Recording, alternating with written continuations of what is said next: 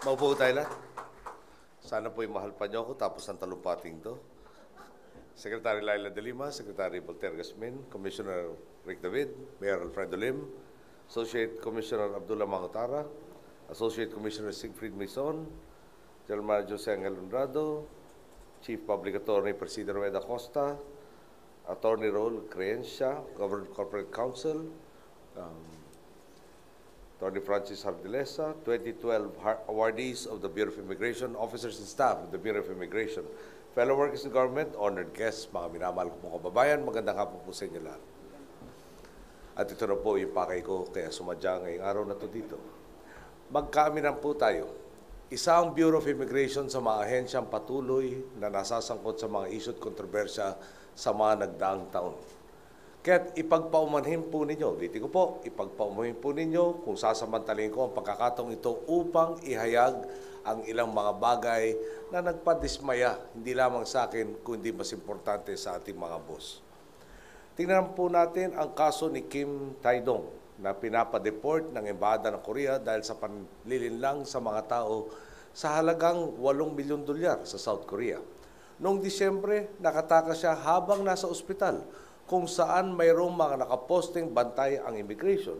Bantakin ninyo, biglang sumulpot ang sangkatutak na medical procedures na kailangan pagdaanan ng salarin upang hindi makabalik sa bilangguan hanggang sa tuluyan itong maglaho na parang bula. Malinaw na may kontsabahang naganap at wala ritong palusot na katanggap-tanggap. Pasensyahan na lang sa mga mapapatunayang nagpabaya at nagsabwatan. Walang sisinuhin ang batas sa inyo. Nitong Marso naman, nakalabas umano ng bansa ang magkapatid na si Joel at Mario Reyes, ang mga pangunahing akusado sa pagpaslang kay Dr. Jerry Ortega. Kung natanggap ng Bureau of Immigration noong ika-13 ng Marso ang lookout bulletin na ipinalabas mismo ng kalihim Laila de Lima para sa magkapatid na Reyes, paanong di umano nakalabas pa rin sila ng bansa noong ika-18 ng Marso? Sa ganito mga pagkakataon, inaasahan nating gagawin ng mga nagtatangkang tumakas ang lahat ng paraan para hindi sila mauwi sa kulungan. Hindi po sila magpapakilalang akusado, hindi nila sasabihin kabilang sila sa watchlist ninyo, at lalong higit, hindi nila isusuko ang sarili sa otoridad. Pero kung tatapatan ito ng husay at masinsing pagbabantay ng Bureau of Immigration, magkubliman sa ibang anyo, gumamit man ng ibang pangalan, doktorin man nila ang mga dokumento, mahuhuli pa rin sila. Kitang-kita sa nangyari ang pagkukulang sa pagtupad sa tungkulin. High profile na nga ang mga salaring ito, ipinalabas sa lahat ng media, kanilang muka, pero tila walang kahirap-hirap pa rin silang nakatakas. Pwede po bang mangyari yun nang walang kuntsabahan at kung walang natutulog sa pansitan? Kung nakakalusot sa batas ang mga kontrobersyal na individual, paano pa kaya yung ibang pang di gaanong kilala at gumagawa ng kalokohan? Kamakailan lang, sa pangunguna ng Criminal Investigation and Detection Group ng Philippine National Police, naaresto ang 378 dayuhan na hinihilalang miyembro ng cybercrime at human trafficking syndicate na nambibiktima ng mamamayan sa Taiwan at China. Isinasagawa po nila ang kanilang illegal na operasyon dito sa Pilipinas. Ang tanong, paano nakapasok ng bansa ang ganito kadaming manggaganso ng hindi nasisita? May nahuli na po tayo noong 2010 na 42 dayuhang Chino na sangkot din sa kaparehong krimen. Nagkaroon pa nga po tayo ng malaking isyong diplomatiko ukol rito. Pero imbis na masugpo ang sindikato, lalo pa silang dumami.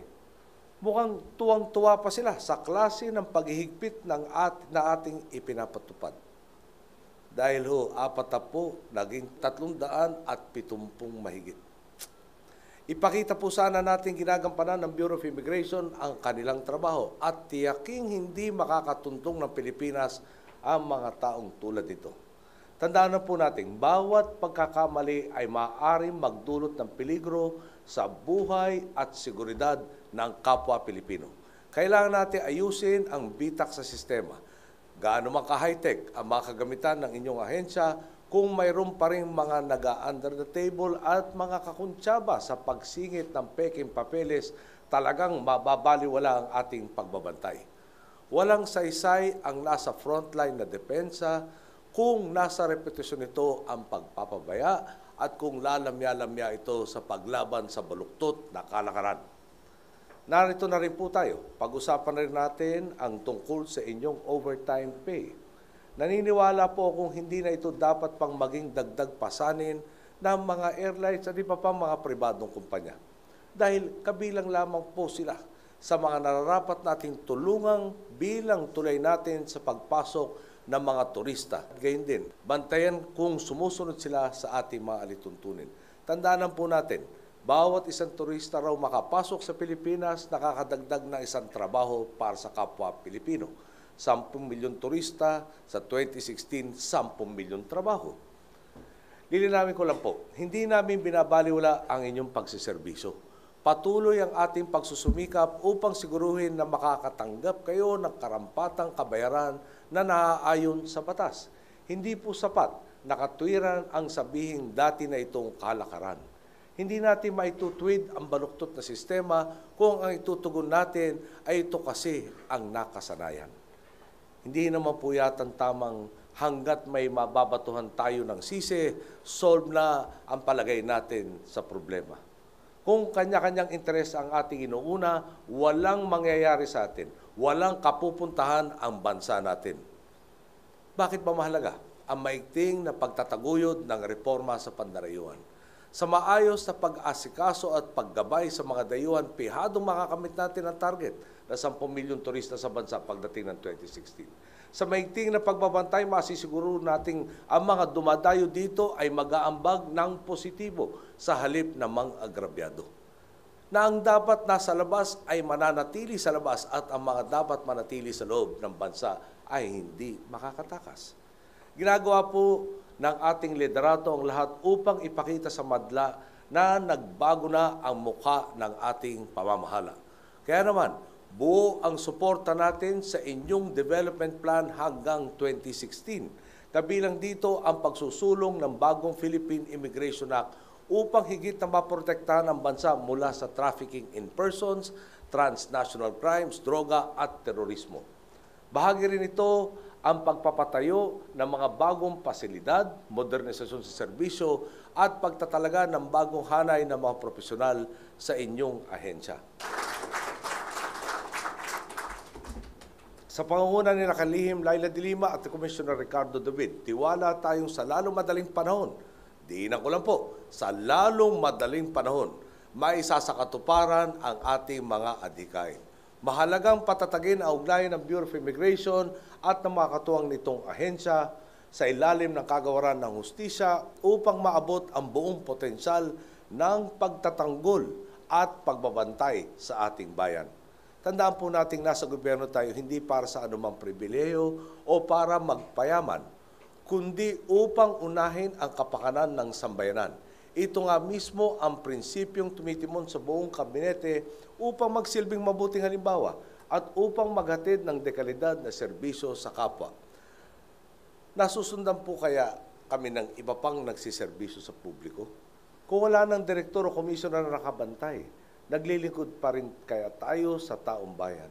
Kung piringin ang inyong mata, busalan ang inyong bibig at takpan ang inyong tenga na limpak-limpak na salapi at yaman, mangibabaw pa rin kaya sa inyong puso't isipan ang integridad, katapatan at pananagutan.